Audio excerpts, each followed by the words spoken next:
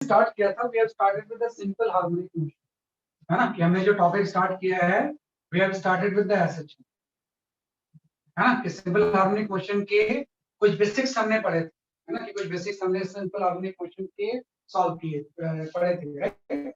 तो मैं सबसे पहले मैं यहाँ पे आ जाता हूँ। देखो एसएचएम का जो मेन एम होता है कि भाई जब भी आप एसएचएम चैप्टर पढ़ते हो ना तो इसमें सबसे इंपॉर्टेंट चीज होती है calculation of time period and frequency of SHM. SHM में सबसे पहले जो चीज हम पढ़ते हैं we study the calculation of time period and frequency, है ना, ये हम पढ़ते हैं calculation of time period and frequency, time period and frequency of SHM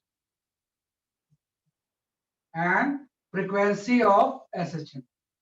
कोई भी अगर एसएचएम हो रहा है तो उसका टाइम पीरियड या फ्रीक्वेंसी हम कैसे निकालते हैं, है ना, कि कोई भी अगर एसएचएम हो रहा है तो कोई भी तरह का एसएचएम इसका टाइम पीरियड या फ्रीक्वेंसी हम किस तरह से निकालते हैं, राइट। तो ध्यान रखना आप इसमें कि जब भी आप टाइम पीरियड या फ्रीक्वेंसी किसी एसएचएम के निकालते हो तो लास्ट क्लास में आपने पढ़ा था कि जो टाइम पीरियड की वैल्यू होती है ना, ये आपका होता है 2π/ओमेगा, और इसके बाद फ्रीक्वेंसी जो होगा ये टाइम पीरियड का रेसिप्रोकल होता है, ये आपका हो जाएगा ω/2π, है ना। मतलब एसएचएम का टाइम पीरियड या फ्रीक्वेंसी निकालने के लिए आपको ओमेगा की जरूरत पड़ेगी, है ना, कि भाई ओमेगा की क्या होगी, जैसे कि आपकी जरूरत पड़ेगी। अगर ओमेगा आ गया तो हम एसएचएम की क्या निकाल सकते हैं, जैसे कि आपकी टाइम पीरियड या फ्रीक्वेंसी, है ना। दोनों निकालने में पीछे एक ही लॉजिक है कि आपको क्या निकालना है, जैसे कि आपका ओमेगा। और एक चीज रखना कि जो टाइम पीरियड या फ्रीक्वेंसी होती है, कोई भी अगर एसएचएम है इसकी अगर हम टाइम पीरियड या फ्रीक्वेंसी की बात करें, टाइम पीरियड और frequency, right, is independent of amplitude. ये क्या होती है, इंडिपेंडेंट ऑफ क्या होती है, जैसे कि आपकी एम्पलीट्यूड, है ना, कि एम्पलीट्यूड से क्या होता है, इंडिपेंडेंट होता है। तो देखो इसमें ओमेगा तो एम्पलीट्यूड से कोई मतलब नहीं, जब टाइम पीरियड या फ्रीक्वेंसी होगी ये हमेशा एम्पलीट्यूड से क्या रहेगा, जैसे कि आपकी इंडिपेंडेंट। अब टाइम पीरियड या फ्रीक्वेंसी निकालने के लिए ना आपके पास कुछ बेसिक मेथड होते हैं कि कोई भी एसएचएम का टाइम पीरियड या फ्रीक्वेंसी आप निकालोगे तो इसके बेसिकली आपके 3 मेथड्स होते हैं। कैलकुलेशन ऑफ टाइम पीरियड या फ्रीक्वेंसी की अगर हम बात करें तो इसके हम 3 मेथड की बात करते हैं। एक तो हम बात करते हैं इसको, हाँ मतलब एम्पलीट्यूड कोई भी उससे टाइम पीरियड का मतलब नहीं होता। जैसे मैंने ऐसा बोला ना कि कोई भी अगर एसएचएम का मुझे टाइम पीरियड निकालना है कि भाई ये आपका इंडिपेंडेंट ऑफ एम्पलीट्यूड है, भाई ये मीन पोजीशन है, ये आपका प्लस ए है और ये आपका माइनस है। तो जो ए एम्पलीट्यूड है वो ज्यादा या कम उससे टाइम पीरियड को मतलब नहीं। भाई इसके बीच में अगर पार्टिकल ऑसिलेट कर रहा है तो एम्पलीट्यूड ज्यादा हो या कम हो, है ना, टाइम पीरियड की वैल्यू को उससे कोई मतलब नहीं, है ना। एम्पलीट्यूड ज्यादा होगा तो फोर्स भी ज्यादा लगेगा, एम्पलीट्यूड कम होगा तो फोर्स की वैल्यू कम होगी, टाइम की वैल्यू हो सकता है क्या रहेगी, जैसे कि आपकी सेम रहेगी, है ना। तो टाइम पीरियड या फ्रीक्वेंसी जो होता है ये हमेशा एम्पलीट्यूड से क्या होगा, वैसे क्या आपका डिपेंडेंट। तो जब भी हम किसी एसएचएम के टाइम पीरियड या फ्रीक्वेंसी निकालेंगे तो इसके बेसिकली 3 मेथड्स आपके पास होते हैं। पहले मेथड को हम बोलते हैं फोर्स मेथड। पहला जो मेथड होता है we call it as a force method. दूसरा जो मेथड होता है we call it as a energy method, energy method. और जो तीसरा मेथड होता है इसको हम बोलते हैं टेलर मेथड, है ना। ये मैथमेटिकल एनालिसिस के ऊपर डिपेंड करता है। एक मैथ्स में सीरीज आती है टेलर सीरीज, उससे हम टेलर मेथड की बात करते हैं, जो कि एक रेयर चीज। बहुत कम क्वेश्चंस ऐसे होंगे जिसमें कि आप टेलर मेथड क्या करोगे, यूज करोगे। मोस्टली क्वेश्चंस में आपका फोर्स या एनर्जी मेथड आप यूज करोगे। जब भी आप टाइम पीरियड या फ्रीक्वेंसी निकालोगे तो इसके लिए हम क्या यूज करेंगे, जैसे कि आपका फोर्स मेथड या एनर्जी मेथड। टेलर मेथड में जस्ट एक फॉर्मूला होता है, तो मैं आपको एक्सप्लेन करूंगा कि किस तरह से और कब इस फॉर्मूले को आपको क्या करना है, यूज करना है ना। तो इसको आप लिख लो पहले।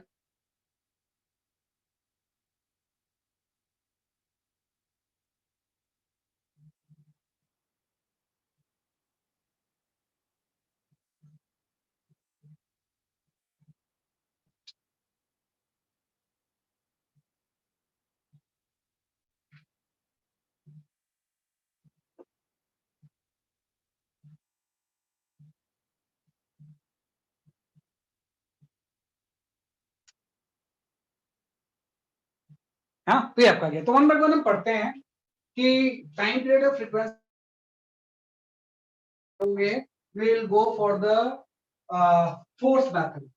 अगर टाइम पीरियड या फ्रीक्वेंसी आपको निकालना है तो उसका सबसे पहले हम पढ़ते हैं बेसिकली आपका फोर्स मेथड, है ना। बाद में हम एनर्जी मेथड पढ़ लेंगे और टेलर मेथड का तो जस्ट एक फॉर्मूला ही होगा। तो सबसे पहले हम यहाँ पे बात करते हैं जैसे कि आपका फोर्स मेथड। फोर्स मेथड है ना। तो सिंपल सा फोर्स मेथड में कुछ स्टेप्स ये होते हैं।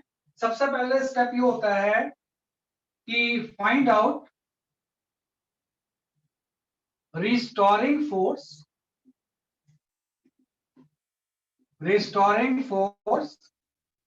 when particle is at a displacement x from mean position, at a displacement x from mean position, x from mean position। कि जब पार्टिकल आपका मीन पोजीशन से एक्स डिस्प्लेसमेंट में होगा तो सबसे पहले निकालेंगे कि रिस्टोरिंग फोर्स कौन सा फोर्स होगा। पहला स्टेप ये होता है। सबसे पहले आपको ध्यान देना होता है कि किस फोर्स की वजह से वापस अपनी मीन पोजीशन में आएगा। इस सिचुएशन में क्या चाहिए? Restoring force. और उसका सेकंड स्टेप ये होता है, और एक चीज रखना, यहाँ पे एक नोट में हम लिखेंगे कि forces that maintain equilibrium,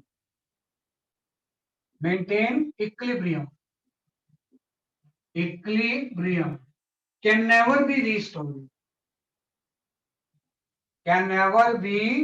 restored, है ना। ऐसे सारे फोर्सेस जो कि इक्विलिब्रियम मेंटेन करते हैं कि कभी भी रिस्टोर नहीं हो सकते, है ना। तो पहले तो हम निकालेंगे find out restoring force when particle is at a displacement x from the mean position. और फोर्सेस जो कि इक्विलिब्रियम मेंटेन करते हैं कभी भी ये रिस्टोरिंग नहीं हो सकते, है ना। ये मैं एक्सप्लेन करूंगा कि इस वर्ड का मतलब क्या है।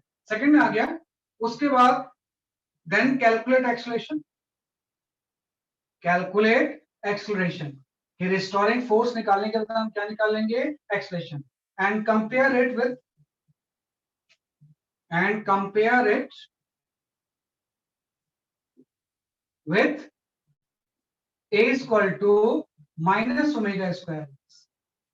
कि भाई आपने सबसे पहले रिस्टोरिंग फोर्स निकाला, उसको फिर आपने एक्सेलरेशन निकाल के उसको इससे कंपेयर कर दिया, और जब कंपेयर करेंगे तो ओमेगा आ जाएगा। और एक बार अगर ओमेगा आ गया तो टाइम पीरियड तो हम जानते ही हैं, ये टाइम पीरियड की वैल्यू हो जाएगी, कितनी हो जाएगी? 2 पाई ओमेगा, है ना। तो ये 3 स्टेप्स होते हैं। सबसे पहले हम रिस्टोरिंग फोर्स की बात करेंगे, उसके बाद एक्सेलरेशन निकालेंगे, उसको फिर इससे कंपेयर करेंगे तो ओमेगा आ जाएगा, ओमेगा से आपका टाइम पीरियड आ जाएगा। तो हमेशा न्यूमेरिकल सॉल्व करने के मोस्टली यही 3 स्टेप्स होते हैं। और जैसे मैं बोल रहा हूँ कि भाई इन तीनों में प्रेफर्ड मेथड कौन सा है, किस मेथड को हम प्रेफर करेंगे, तो that force method is the preferred method, है ना। वैसे तो तीनों मेथड सही है, ये तो एक रेयर मेथड हो गया, ये दोनों मेथड आपको जानना चाहिए, लेकिन प्रेफर्ड मेथड फोर्स मेथड होता है कि भाई इसी 3 स्टेप से किसी भी एसएचएम का हम क्या निकालेंगे? टाइम पीरियड या फ्रीक्वेंसी। एज फॉर एग्जांपल, सबसे पहले जो हम ऑसिलेशन यहाँ पे लेंगे ना, हम यहाँ पे लेंगे स्प्रिंग ब्लॉक सिस्टम, कि अगर कोई स्प्रिंग ब्लॉक सिस्टम है तो स्प्रिंग ब्लॉक सिस्टम का टाइम पीरियड या फ्रीक्वेंसी क्या होगा? What is the time period of frequency of the spring block system? तो स्प्रिंग ब्लॉक सिस्टम का सिंपल सा मतलब ये हो गया, यहाँ पे जस्ट आपका ये कोई स्प्रिंग हो गया, है ना, और इस स्प्रिंग से कोई मास आप अटैच कर दो, है कहीं कोई फ्रिक्शन नहीं। और ये जो स्प्रिंग है इसका स्प्रिंग कांस्टेंट कितना है? के। ये स्प्रिंग का स्प्रिंग कांस्टेंट के, और इससे आपने क्या अटैच कर दिया? कोई मास है। आप पता है इसको मैं पुल करके छोड़ूंगा तो ये ऑसिलेट करेगा, तो आपको बताना होता है इसका टाइम पीरियड कितना हो, है ना। किसी को हम बोलते हैं स्प्रिंग ब्लॉक सिस्टम।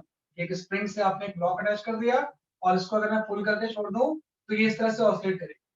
तो जब ये ऑसिलेट करेगा तो आपको निकालना होता है इसका टाइम पीरियड या फ्रीक्वेंसी कितनी है ना। तो आप समझते हैं कि आप जब पुल करके इसको छोड़ोगे तो हो सकता है कि इसका कुछ एम्पलीट्यूड प्लस से माइनस से हो, यहाँ से यहाँ पहुंचेगा और माइनस ए के बीच में ऑसिलेट कर रहा है, तो एम्पलीट्यूड से मतलब तो कुछ होता नहीं है कि आप कम पुल करके छोड़ दो या ज्यादा पुल करके छोड़ दो, उससे टाइम पीरियड को कोई मतलब नहीं है। एम्पलीट्यूड कभी भी टाइम पीरियड में नहीं आता, है ना। तो सबसे पहले हम बोलेंगे इसका टाइम पीरियड मुझे निकालना है, तो मैं ये स्टेप यूज करूंगा कि जब ये पार्टिकल मीन पोजीशन से एक्स डिस्प्लेसमेंट पे होगा तो हम बोलेंगे कौन सा रिस्टोरिंग फोर्स इसके ऊपर लगेगा। तो ये तो इसकी मीन पोजीशन थी, हम ऐसा मान लेंगे कि भाई मेन पोजीशन से ये किसी इंस्टेंट पे यहाँ पे आता है और इसकी मेन पोजीशन से डिस्प्लेसमेंट कितनी है, x है। तो किसी से ये पूछा जाए तो आपको पता है कि इसमें जो रिस्टोरिंग फोर्स होगा वो स्प्रिंग फोर्स से तो होगा, इसमें सेंटर की तरफ एक फोर्स लग रहा होगा और वो फोर्स कौन सा होगा, kx हो जाएगा। k is the spring constant.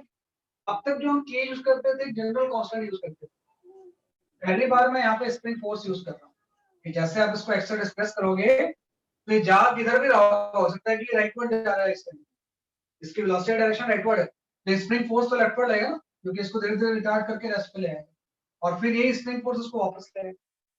तो किसी इंस्टेंट में इसके ऊपर रिस्टोरिंग फोर्स जो होगा वो स्प्रिंग फोर्स है, तो हम लेंगे इसमें जो रिस्टोरिंग फोर्स Fr है this will be equal to the minus k, क्योंकि रिस्टोरिंग है तो नेगेटिव हो तो होगा, है ना, कि रिस्टोरिंग फोर्स हमेशा x के अपोजिट होता है। तो आपने रिस्टोरिंग फोर्स लिख दिया, तो इस केस में जो स्प्रिंग फोर्स है that is the restoring force. इसके बाद हम a निकाल लेंगे, तो जैसे आप a निकालोगे तो यहाँ पे क्या जाएगा, रिस्टोरिंग फोर्स को आप मास से डिवाइड कर दो, तो यहाँ से आपका आ जाएगा minus k by m into x.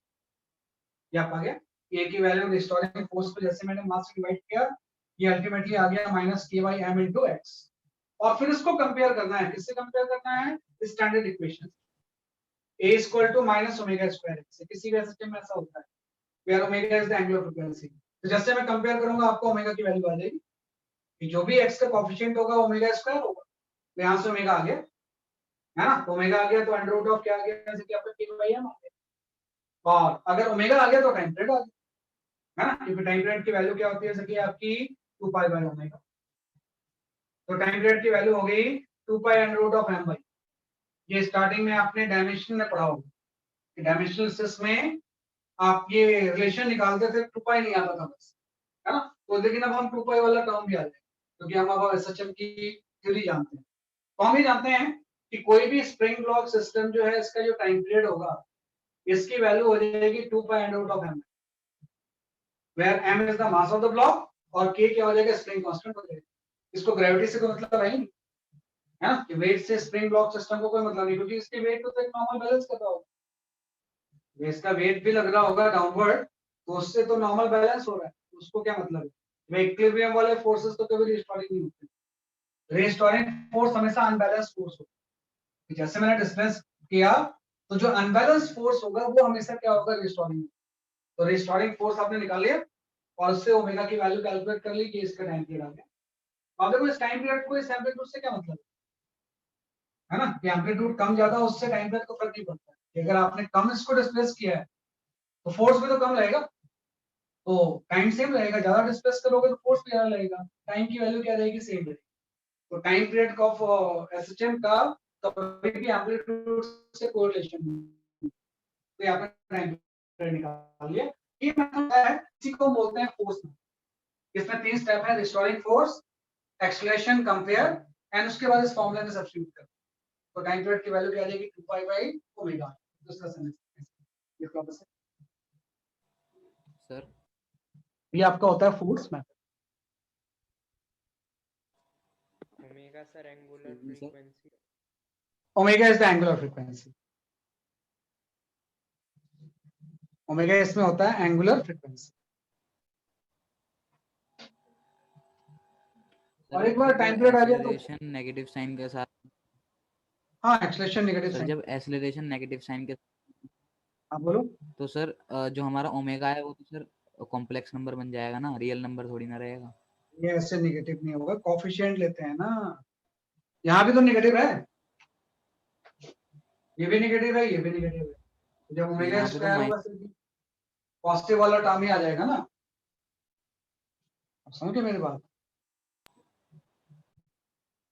दोनों में माइनस साइन तो कॉमन ही है ना, जब कंपेयर करेंगे तो माइनस माइनस कॉमन आ गया, तो ओमेगा स्क्वायर की जगह पॉजिटिव k बाई m आ जाएगा ना, कॉम्प्लेक्स नंबर नहीं होगा भाई, माइनस और माइनस तो सेम है, x भी सेम है, तो ओमेगा स्क्वायर की जगह पे सिर्फ पॉजिटिव k बाई m होगा ना, तो omega square root k by m आ जाएगा। दूसरा सिंपल सर जब हम कंप्रेस करेंगे तो फिर स्प्रिंग फोर्स की वैल्यू kx होगी, पॉजिटिव डायरेक्शन उसकी राइट वर्ड पॉजिटिव हो जाएगी, जाएगी। Yes sir. x नेगेटिव हो जाएगा, तब सर माइनस साइन तो फिर भी आ जाएगा ना, फिर x नेगेटिव हो जाएगा। Yes sir. भाई इस माइनस साइन का मतलब है कि एक्स के अपोजिट फोर्स की डायरेक्शन। इस माइनस साइन का मतलब कि जो भी Yes. आप एक्स लोगे उसके अपोजिट फोर्स। तो चाहे आप इधर एक्स लो तो फोर्स लेफ्ट पर लगेगा, इधर एक्स लोगे तो फोर्स राइट पर लगेगा। माइनस साइन तो फिर भी है।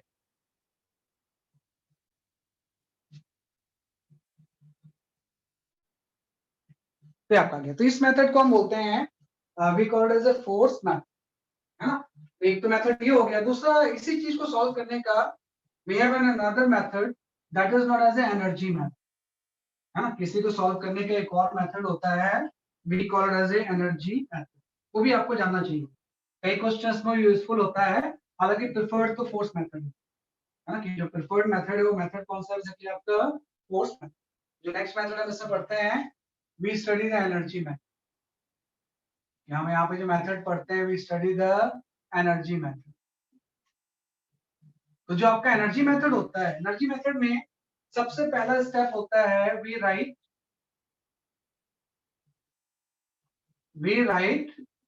Mechanical energy. Mechanical energy of system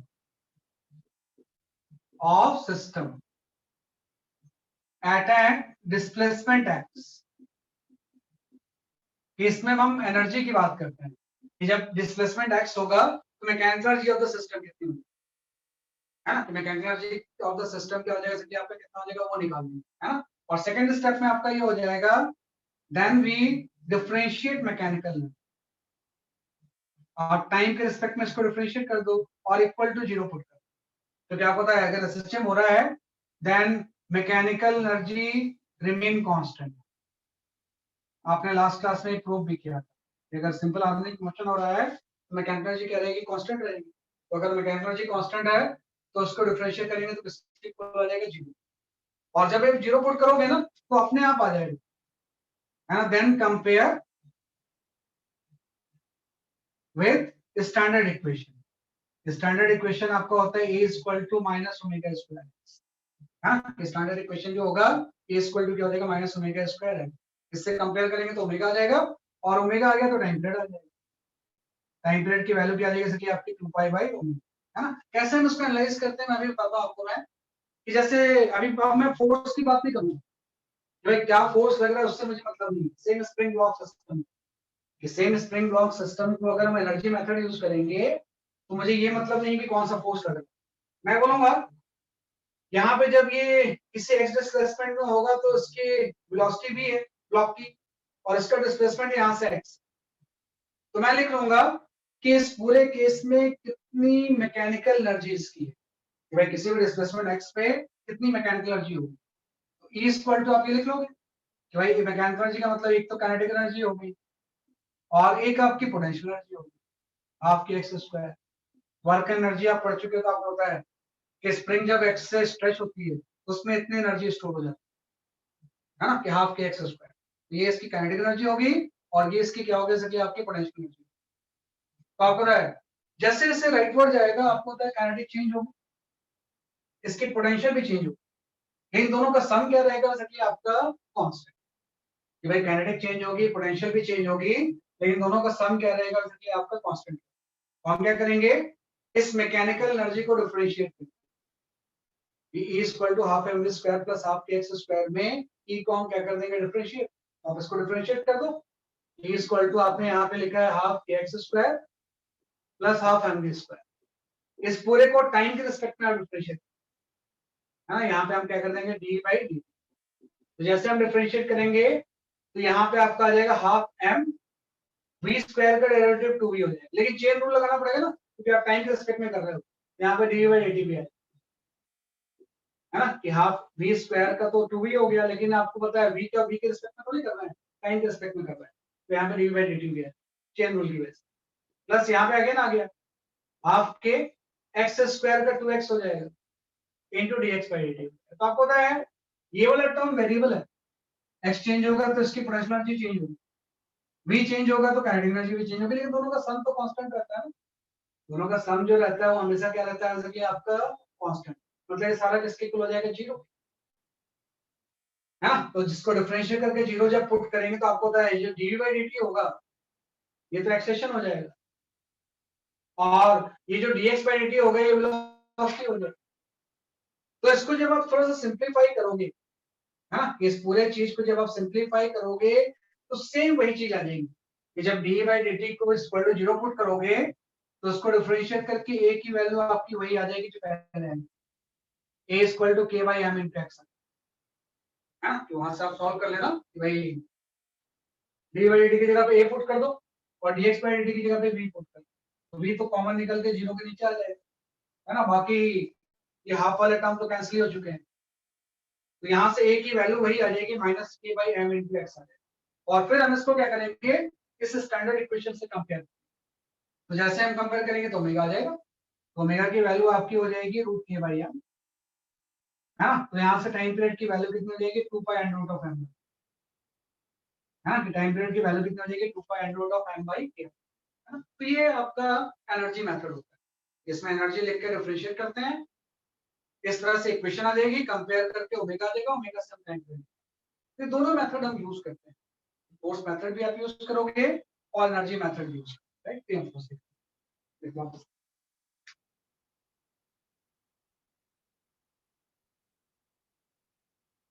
तो एकदम सिंपल से चीज है, यानी इसमें कोई ऐसा बहुत ज्यादा कॉम्प्लिकेशंस कुछ भी नहीं। तो स्प्रिंग ब्लॉक सिस्टम का किसी भी मेथड से हमने टाइम पीरियड जो निकाला है वो यही निकाला, हाँ, कि स्प्रिंग ब्लॉक सिस्टम का जो टाइम पीरियड होता है वो आपका ये होगा 2 pi under root of m by k, है ना, मास और के ऊपर डिपेंड करता है कि मास कितना है और स्प्रिंग कांस्टेंट कितना है ना। ऐसे ही एक आपके आ गया टेलर मेथड,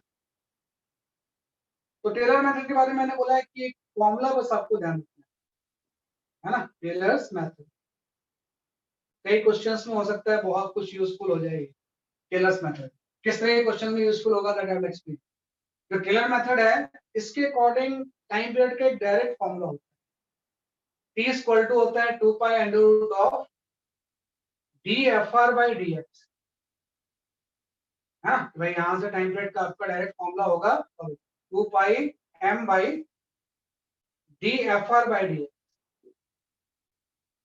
का जो मॉड होगा एट इक्विलिब्रियम, ये इसका फॉर्मूला टाइम टेलर मेथड के अकॉर्डिंग सीधे सीधे एक फॉर्मूला है टाइम पीरियड निकालने का 2 पाई m by dfr by dx, है ना, इसमें fr रिस्टोरिंग फोर्स है ना, भाई dfr बाई dx जो होगा ये क्या होता है, बेसिकली इसको हम बोलेंगे derivative of restoring force, this is the derivative of restoring of restoring, equilibrium लिखा है। हाँ, रिस्टोरिंग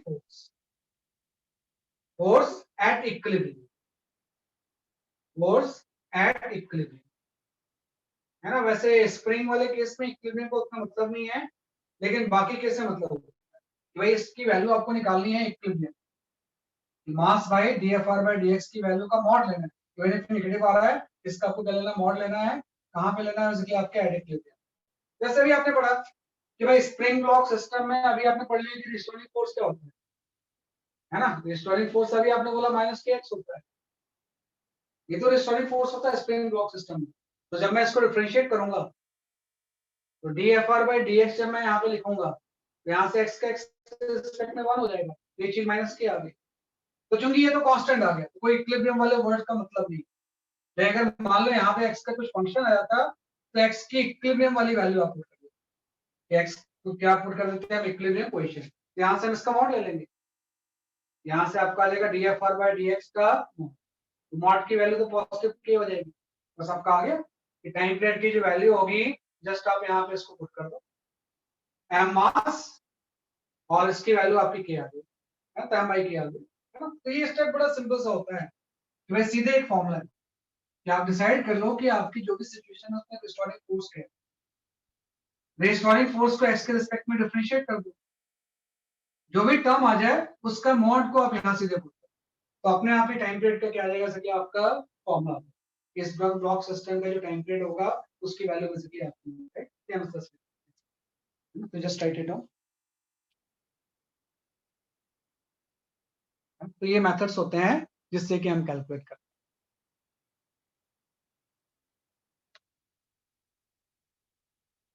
है ना, ये बड़ा यूजफुल चीज है कई जगह पे जहाँ पे यूज होगा आई विल एक्सप्लेन, है ना, स्पेशल तरह के क्वेश्चंस भी यूज होते हैं। अदरवाइज तो आप ध्यान रखना, इन जनरल हम फोर्स मेथड यूज करते हैं। इन जनरल जो मेथड हम यूज करेंगे, in all situation you use the force method. हम एसएचएम का टाइम पीरियड निकालने का हम फोर्स मेथड इसमें क्या करेंगे, सर एट इक्विलिब्रियम का मुझे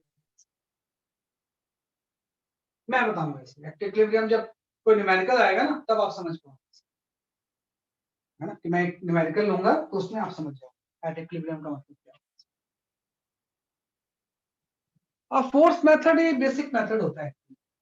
बेसिक मेथड देखा जाए ना कि भाई हर चीज का एक फंडामेंटल मेथड है, फंडामेंटल मेथड फोर्स मेथड है, तो इसलिए हम उसी को यूज करते हैं। तो क्या होता है ना, कई बार अगर बहुत ज्यादा मेथड्स पता होते हैं तो एक कंफ्यूजन की स्टेट आ जाती है, तो इसलिए हम बोलते हैं नहीं, बहुत ज्यादा कुछ सोचने की जरूरत नहीं है, हर केस में आप फोर्स मेथड यूज, है ना, कि हर केस में आप क्या यूज करोगे, बेसिकली आपका फोर्स मेथड। ये सब एक रेयरली कभी यूज हो, energy method and Taylor method, वो आपको प्रैक्टिस जैसे क्वेश्चंस को करोगे तो आपको समझ में आएगा कैसे यूज करना है। हमने कर लिया force method, right. I will give the few numericals, है ना, जो कि लास्ट क्लास के लेक्चर के ऊपर बेस्ड हो, है ना। उसको करने के बाद फिर हम स्प्रिंग ब्लॉक सिस्टम अभी और पढ़ते हैं, है ना। स्प्रिंग ब्लॉक सिस्टम को फर्दर हम क्या करेंगे, कंटिन्यू। पहले आप एक न्यूमेरिकल्स कर लो जो कि फंडामेंटल के ऊपर बेस्ड।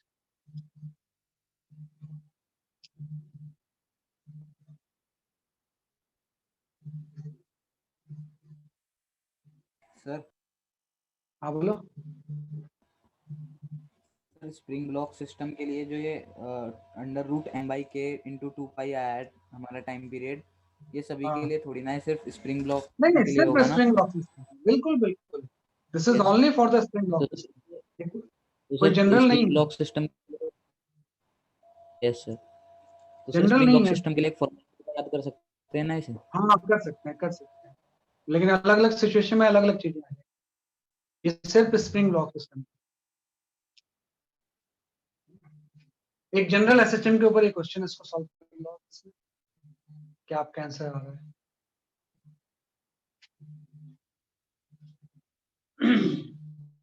ये तो मैंने एग्जांपल ले लिया ना, भाई ये सारी चीज मैं समझा रहा हूँ through spring block system, same चीज दूसरे सिचुएशन में भी यूज करना।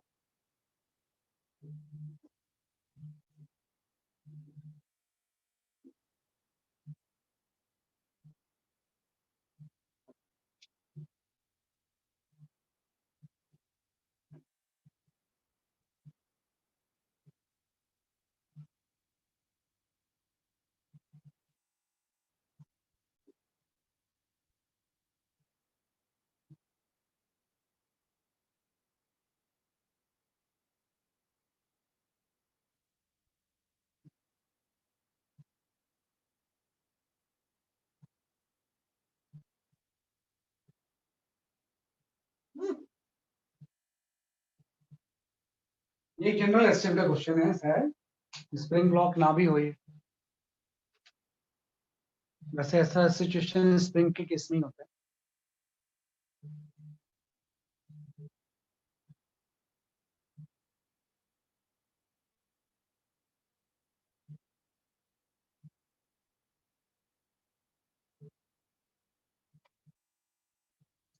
मैं चेक करता हूँ आंसर।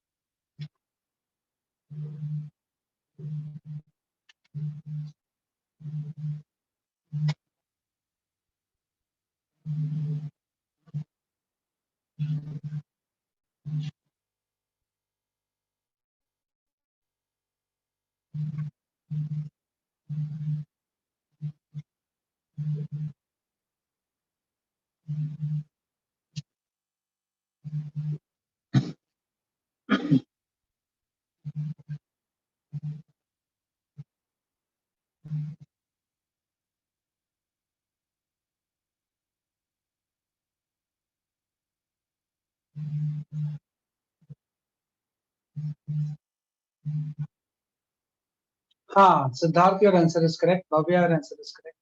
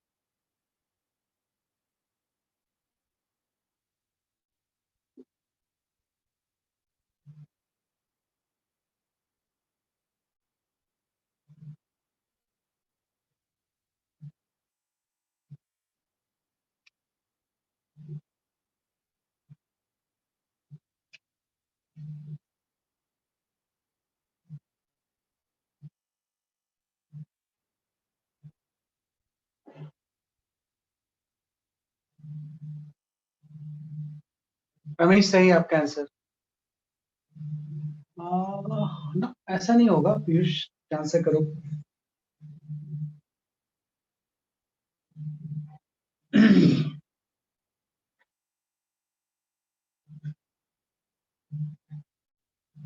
एम्पलीट्यूड निगेटिव तो हो ही नहीं सकता कभी.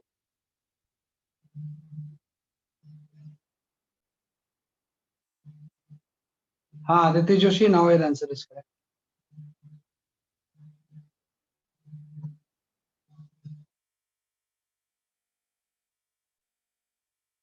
हाँ, Aditya, now your answer correct. Sneha, answer is correct.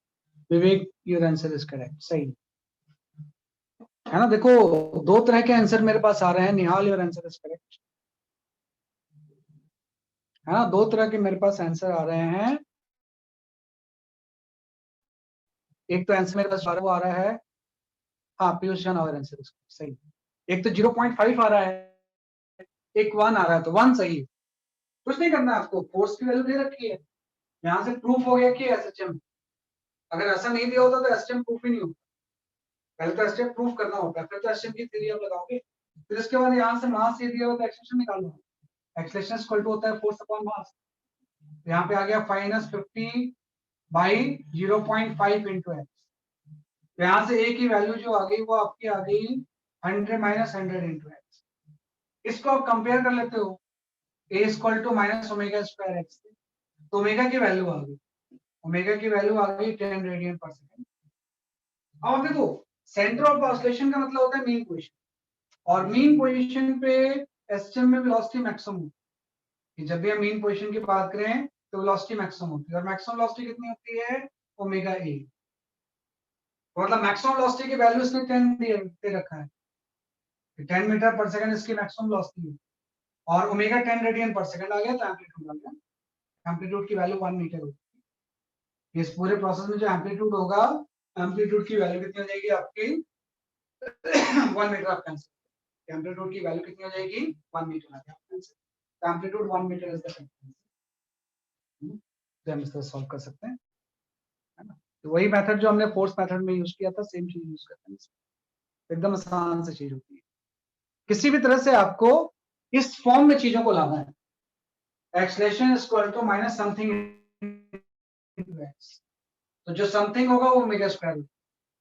एक बार ओमेगा आ गया तो बाकी चीजें मैं ले सकता हूं. इस तरह से हम बाकी चीजें क्या करेंगे? नेक्स्ट क्वेश्चन पे आते हैं. कुछ बेसिक क्वेश्चंस जो है वो कर लेते हैं पहले, उसके बाद फिर स्प्रिंग ब्लॉक सिस्टम को हम फिर से पढ़ेंगे. उसमें तो अभी जस्ट हमने फॉर्मूला ड्राइव किया हुआ है.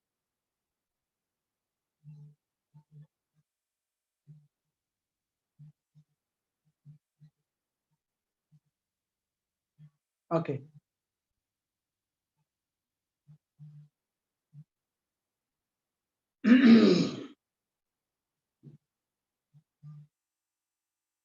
ये बेसिक्स के ऊपर क्वेश्चन है. इसको स्प्रिंग ब्लॉक सिस्टम को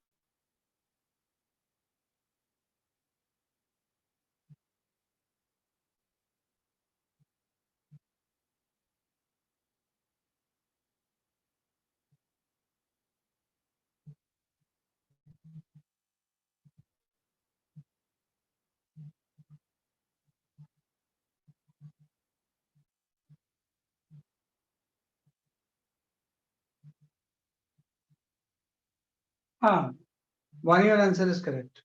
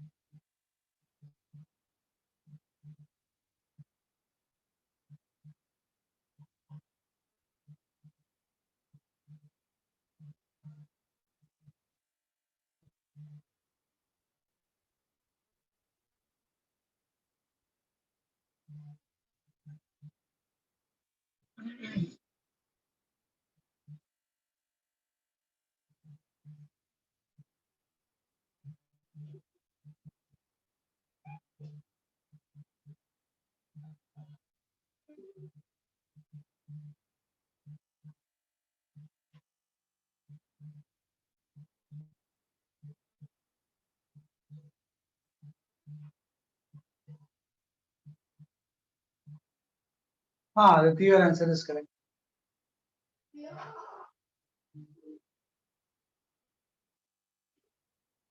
Ashi, your answer is correct.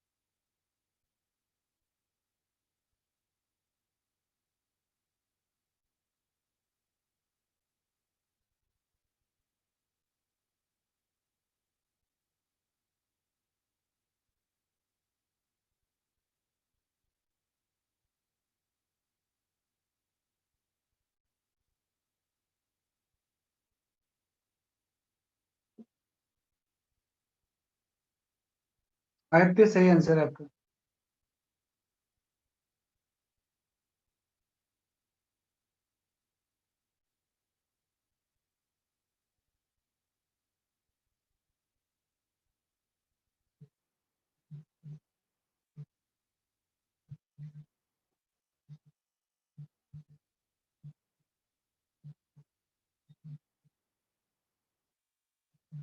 सही है, I will explain this question. है ना, ये भी काफी पॉपुलर क्वेश्चन होता है ना, बहुत पॉपुलर क्वेश्चन है। इसमें क्या था, इसने बोला हुआ है कि पिस्टन एक प्लैंक के ऊपर कोई ब्लॉक रखा हुआ है और ये ऑसिलेट कर रहा है ऊपर नीचे, है ना। कि अगर हम इसको मेन पोजीशन लेते हैं और इसको प्लस से ले लें, इसको माइनस से ले लें, तो ऐसे ऑसिलेट कर रहा है ना। तो इसने बोला कि मिनिमम एम्पलीट्यूड कितना होना चाहिए ताकि ब्लॉक और प्लैंक सेपरेट हो जाए। तो सेपरेशन की कंडीशन आपको पता है क्या होती है? सेपरेशन तब होगा जब ये ऊपर कहीं पे होगा, क्योंकि जी डाउनवर्ड लगेगा, फ्री फॉल जब होता है तब ये सेपरेट होते हैं। यहाँ पे हम बोलेंगे क्योंकि एसएचएम में एक्सलेशन वेरिएबल होते हैं, तो एक्सलेशन की जो मैक्सिमम वैल्यू है इन एसएचएम,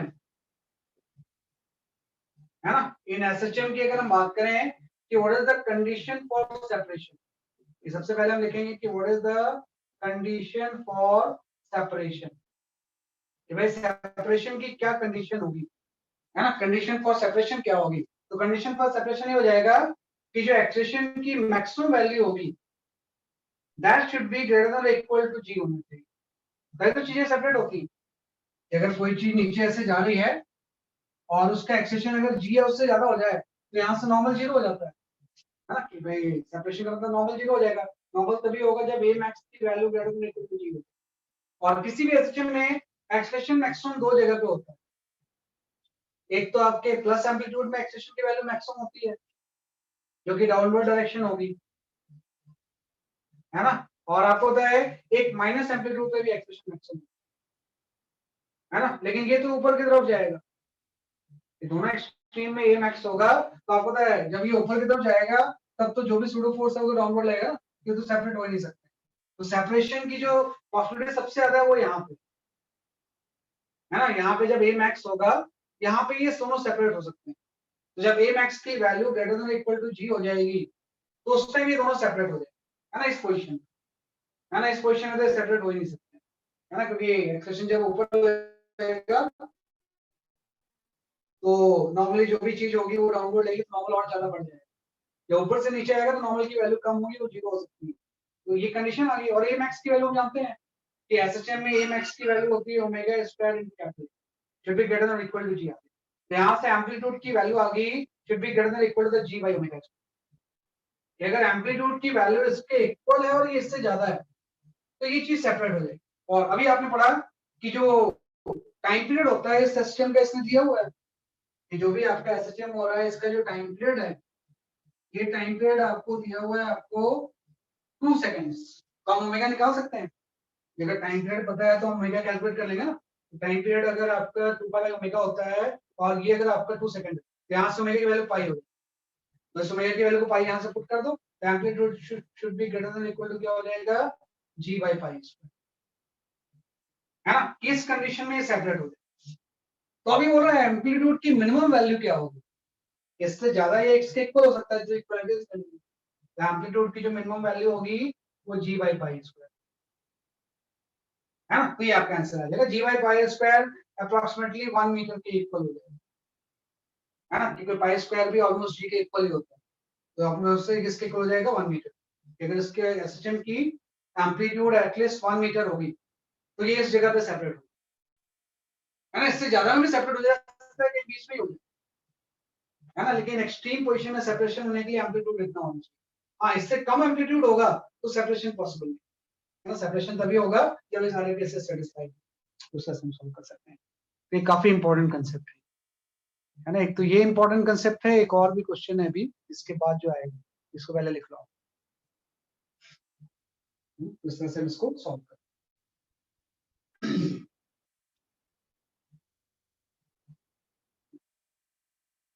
तो इस तरह से हम इसको प्रॉपर मैनर से सॉल्व कर, है ना। ये क्वेश्चन नंबर 2।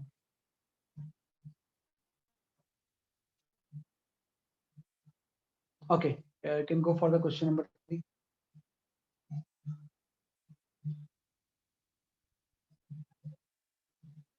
एसएम में एक से एक क्वेश्चन होते हैं। Okay, you can go for this question.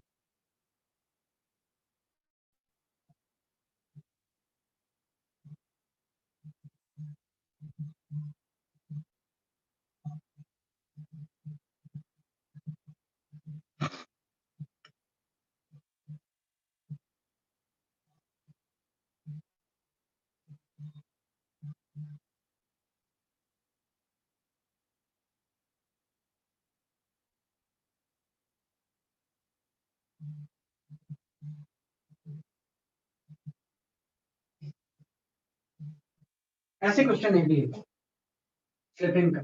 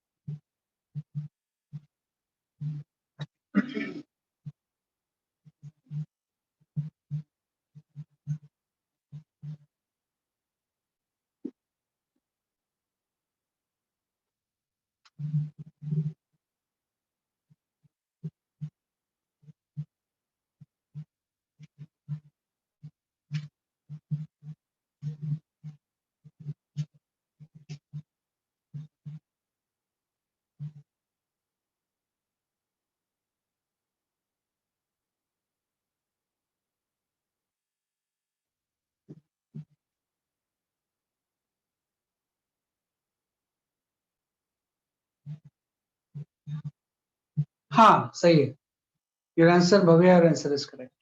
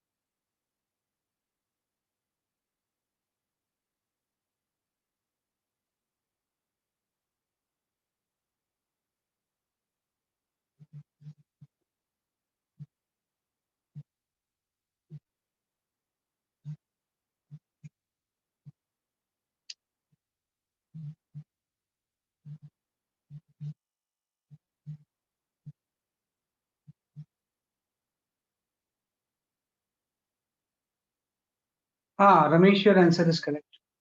Nikhil Thakur, your answer is correct. Nihal, your answer is also correct. Suhana, your answer is correct. Sakshi, unit लिखो। आई थिंक सेंटीमीटर सही होगा, अगर सेंटीमीटर में निकाला है तो आपका आंसर सही है ना, सेंटीमीटर में निकाला है तो your answer is correct.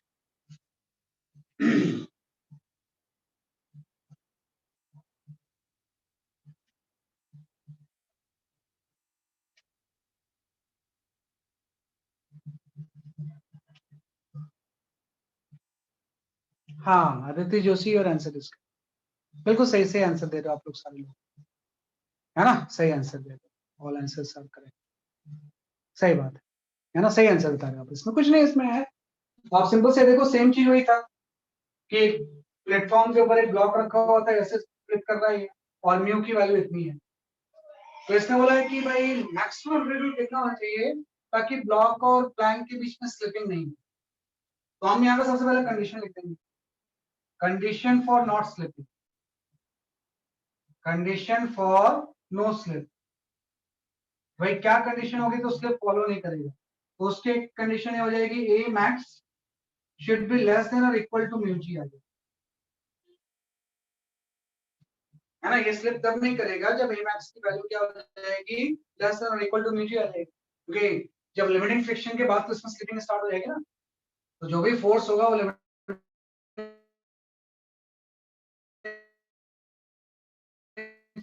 Mu G force होता है, उसको मास से डिवाइड करेंगे तो म्यू जी आ जाएगा एक्सेलरेशन। ये कंडीशन आ गई।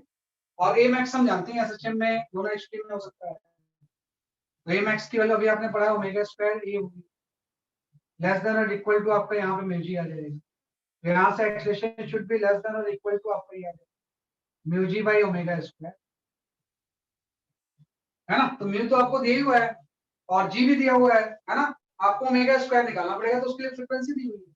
तो अभी हमने पढ़ा कि जो फ्रीक्वेंसी होती है वो होती है ओमेगा बाई 2 पाई, ये ध्यान रखना।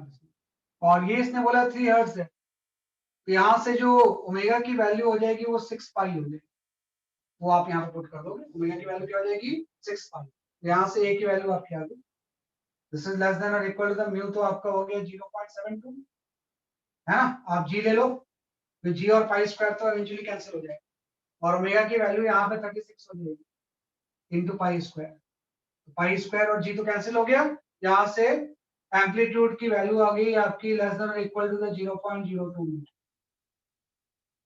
हाँ। तो मतलब एक्सेलेरेशन की जो मैक्सिमम वैल्यू हो सकती है एम्पलीट्यूड की, वो आपकी हो जाएगी 2 सेंटीमीटर इज द राइट, है ना। कि जैसे एम्पलीट्यूड जब तक इसका 2 सेंटीमीटर रहेगा तब तक ये स्लिप नहीं करेगा, जैसे एम्पलीट्यूड आप 2 सेंटीमीटर से ज्यादा करोगे तो मतलब दोनों के बीच में लिमिटिंग फ्रिक्शन से ज्यादा फ्रिक्शनल फोर्स लगेगी, क्योंकि पॉसिबल नहीं है स्लिपिंग स्टार्ट हो जाएगी।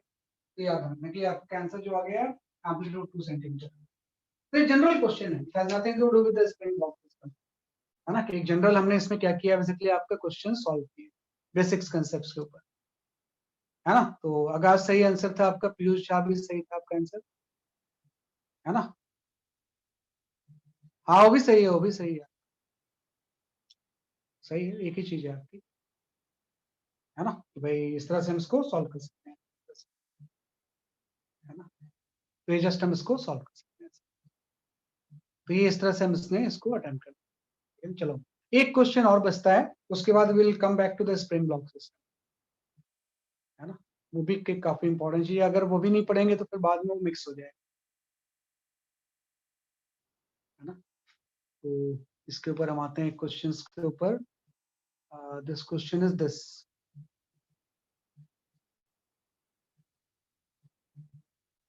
ओके, हाँ ये सही है।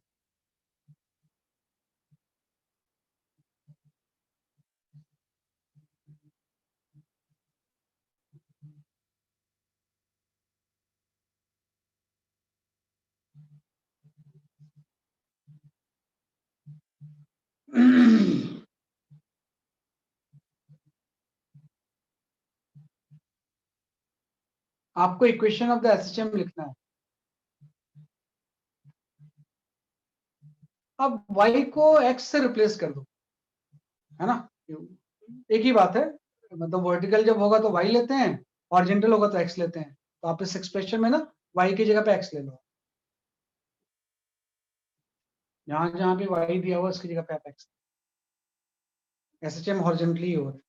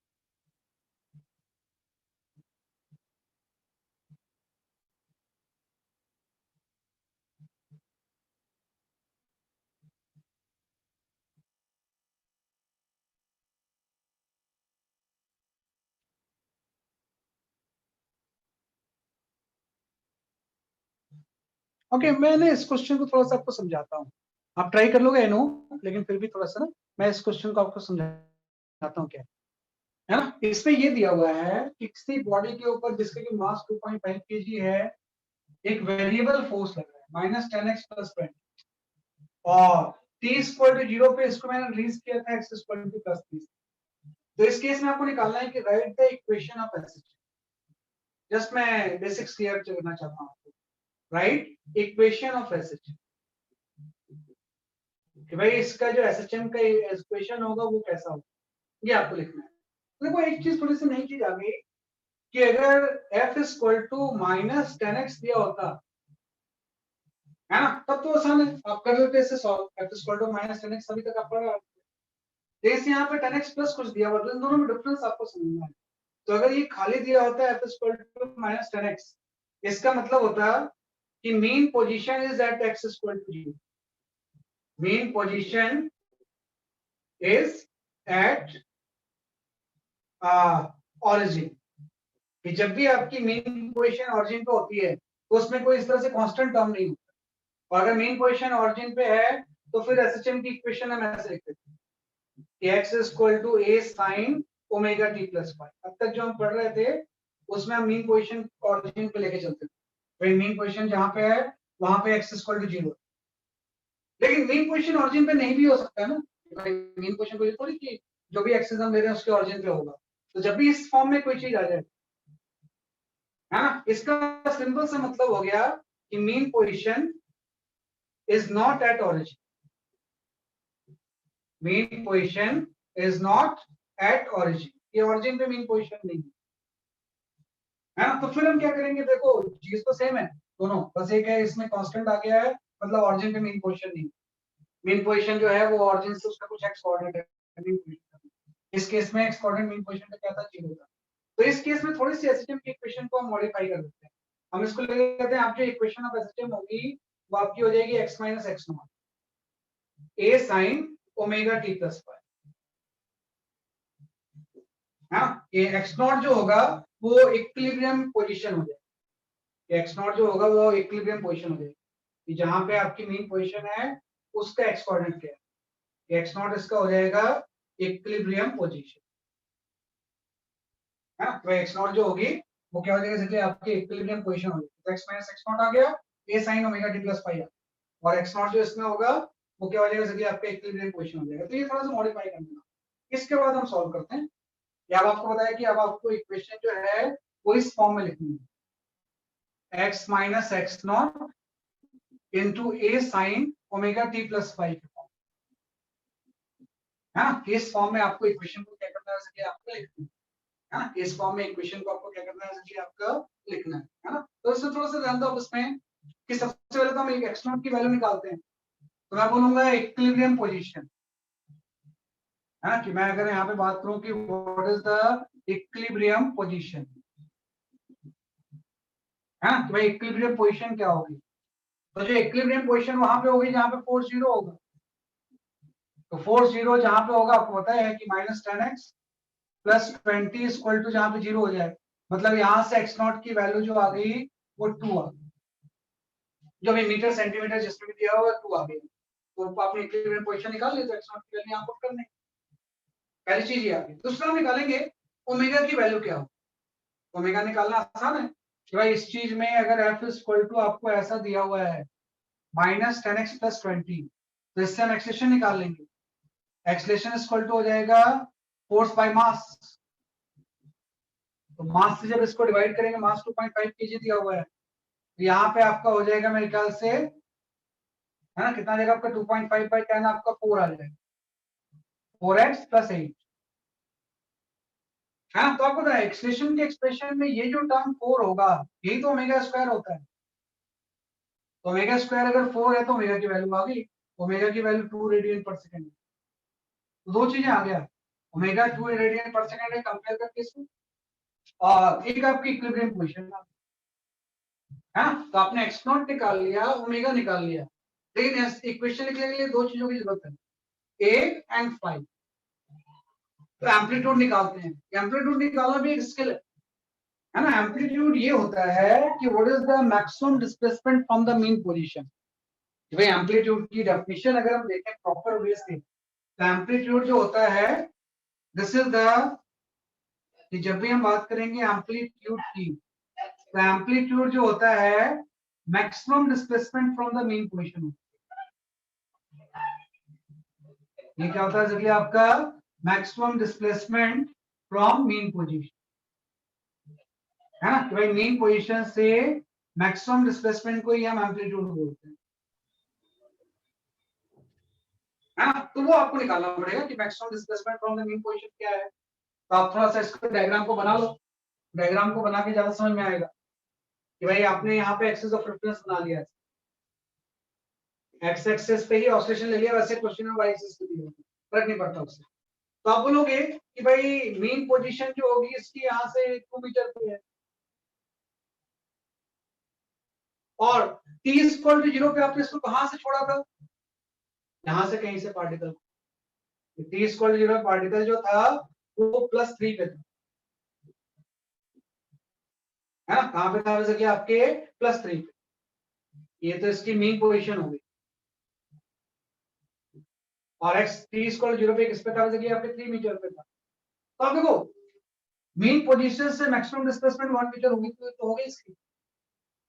भाई यहां से आपने रेस्ट से छोड़ा है ना, इसे रेस्ट से छोड़ा है, मतलब ये एम्पलीट्यूड की पोजीशन है, ये एम्पलीट्यूड में तो रेस्ट पे रहता ही, है ना। तो आपको पता है इसका एम्पलीट्यूड 3 मीटर नहीं होगा, तो ये एम्पलीट्यूड मेजर करते हैं हमेशा मीन पोजीशन से। तो मीन पोजीशन से इसका मैक्सिमम डिस्प्लेसमेंट सिर्फ 1 मीटर। तो मतलब ये जो एसटीएम परफॉर्म कर रहा होगा 1 मीटर इधर जाएगा, 1 मीटर इधर जाएगा, कभी ऑरिजिन पे आएगा ही नहीं।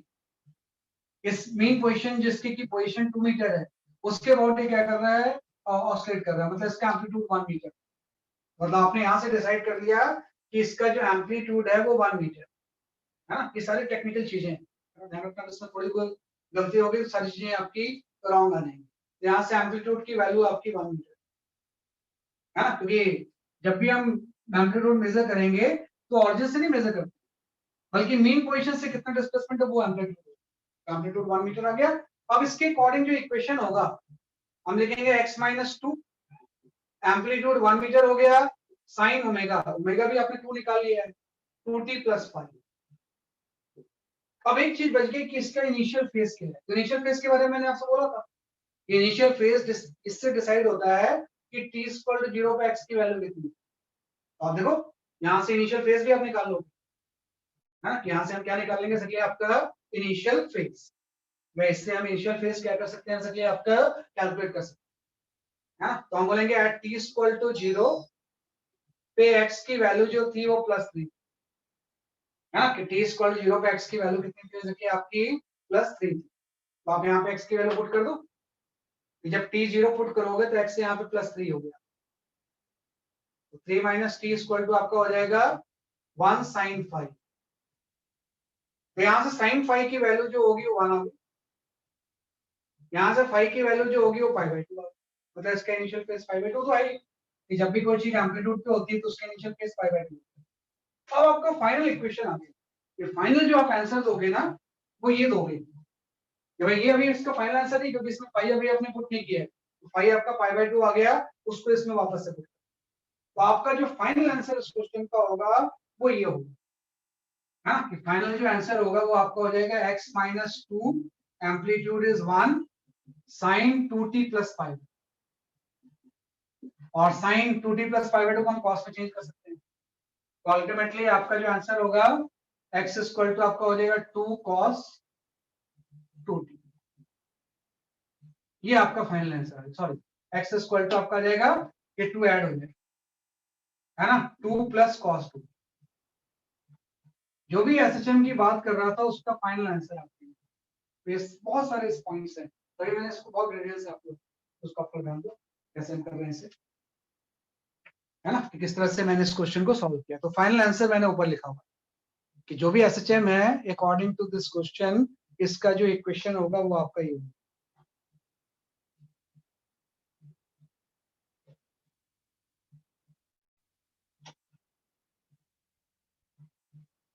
आइए मैं क्वेश्चन शो करूंगा, वेट।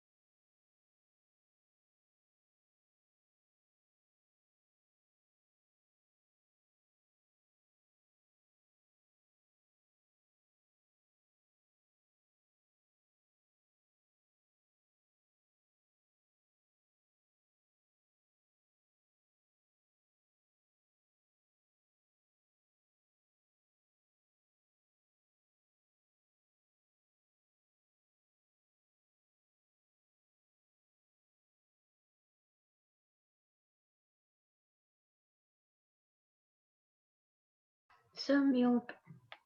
Your mic.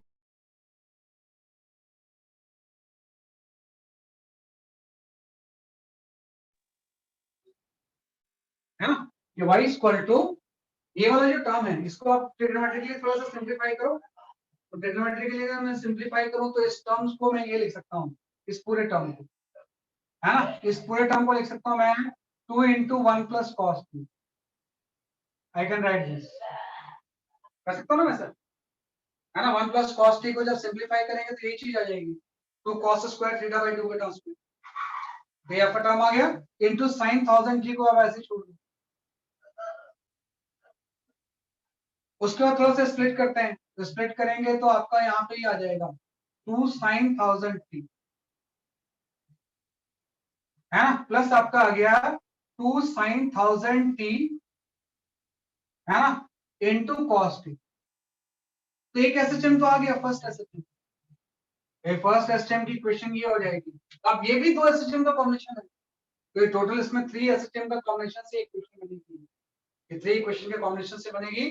तो आपने थोड़ा सा इस वाले टर्म को इस टर्म्स में लिखा तो ये एक एसएचएम स्प्लिट हो गया। अभी दो कॉम्बिनेशन बचे हुए हैं, तो कुछ नहीं, आप यहाँ पे 2 sin A sin B का फॉर्मूला लगा लो, है ना। तो 2 sin A sin B का फॉर्मूला लगा लेंगे, will get this answer 2 sin 1000 t, एक तो अलग आ गया, प्लस आपका यहाँ पे आ जाएगा sin A plus B, है ना। तो sin A plus B means आपका यहाँ आ जाएगा sin 1001 into t, ये आपका आ गया इस तरह से, है ना। और ये वाला टर्म आ गया, प्लस एक और टर्म आ जाएगा आपका जो माइनस वाला टर्म होगा, प्लस sin 999 t,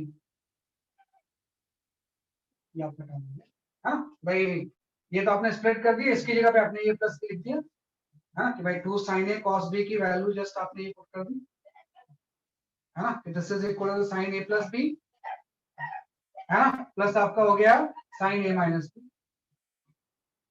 इसको सिंपलीफाई करेंगे तो गेट दिस आंसर, है ना। तो जस्ट आपने इसको क्या किया, सॉल्व कर लिया। तो आप देखो 3 इंडिपेंडेंट इक्वेशन आ गया ना, एक एसएचएम ये हो गया, दूसरा एसएचएम आपका ये हो गया, तीसरा एसएचएम आपका ये हो गया। तीनों की फ्रीक्वेंसी अलग अलग है, इसका ओमेगा स्क्वायर जो ओमेगा जो है वो 1000 है, इसका 1001 है, इसका 999 है, तीनों को कंबाइन करके ये आपका एक इक्वेशन है, तो इसका सेंस को सॉल्व कर सकते हैं, राइट। ये भी एक इंपॉर्टेंट कांसेप्ट है कि कई बार ट्रिग्नोमेट्री सिंपलीफाई करके चीजों को हम एसएचएम के फॉर्म में ले आते हैं, तो यहाँ कर सकते हैं, राइट। तो आज हमने थोड़ा सा स्प्रिंग ब्लॉक सिस्टम का बेसिक्स पढ़ा, और मेनली जो लास्ट क्लास का लेक्चर था जिसमें बेसिक्स ऑफ एसएचएम हमने पढ़े थे, उसी को थोड़ा सा इलैबोरेट किया। तो ये नहीं आने के बाद ना फिर ये चीजें उससे मिक्स हो जाती हैं जो हम स्प्रिंग ब्लॉक सिस्टम वगैरह पढ़ते हैं, तो इसलिए मैंने आज उसको बताया, है ना। तो नेक्स्ट क्लास में we'll continue with the spring block system, है ना। स्प्रिंग ब्लॉक सिस्टम को हम क्या करेंगे, आपका नेक्स्ट क्लास में कंटिन्यू करेंगे on Saturday, right. That's all for today, bye bye.